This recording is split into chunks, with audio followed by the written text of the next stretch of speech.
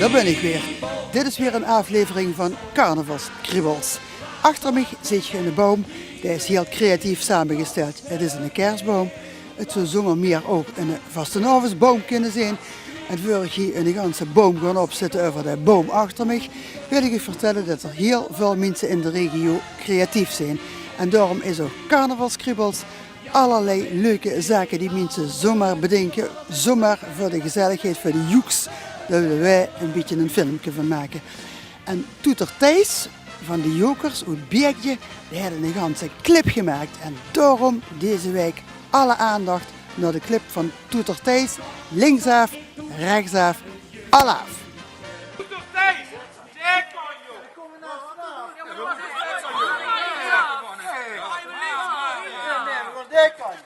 Oh, stop!